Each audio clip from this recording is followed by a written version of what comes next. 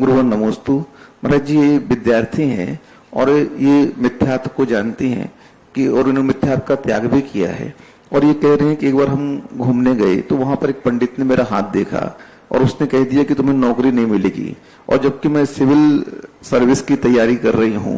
महाराज जी, इससे मेरा मनोबल बहुत टूटा है, मैं क्या इस पर विश्वास करूं? देखो, अपन को अपने पुरुषार्थ करना चाहिए।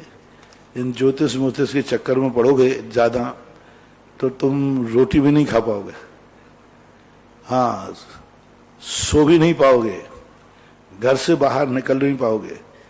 ये मुहूर्त कहलाते हैं जो किसी विशेष कार्यों के लिए लिया जाता है। अब ऐसी स्थिति में तुम बैठ जाओगे तो बैठ जाओ, फिर दूसरा क्या करोगे? धंधा करना शुरू कर दो, और धंधा नहीं हुआ तो फिर क्या करोगे? मरो, और मरना नहीं लिखा है तो फिर क्या करोगे? जियो। तो ये सब चीजों पे हर समय ज्योतिष नहीं, अपना पुरुषार्थ करिए, ऐसी बात नहीं है। सम्यक पुरुषार्थ में वो ताकत होती है जो हाथों की लकीरों को भी बदल सकता है।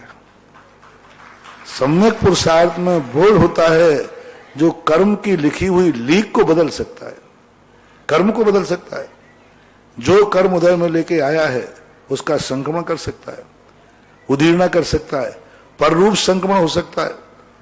मैंने एक बार कहा था ना, 30 कोड़ा कोड़ी की सागर वर्ष की असाता बांधी है और पुरुषार्थ के बल पर रेखा दिखाई तो बोले तुझे 30 कोड़ा कोड़ी तक दुख है, और उसने पुरुषार्थ करके 30 कोड़ा कोड़ी की पूरी असाता साता में परिवर्तित कर दी, और उदय साता का आ रहा है।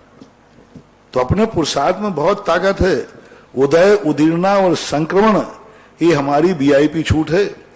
कर्म बंद करने के बाद भी हम ये 10 प्रकार के संक्रमण और उदय उदीर्णा के माध्यम से, परमुख के माध्यम से अपने किए हुए कर्म को बिना फल दिए उसको निर्जरा कर सकते हैं।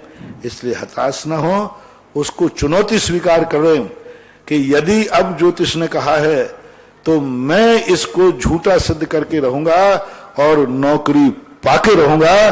तुम संकल्प कर लो, और तुम्हें एक चुनौती दी गई है। जीवन एक चुनौती है जिसे तुम स्वीकार करो, जीवन एक स्वप्न है जिसे तुम साकार करो।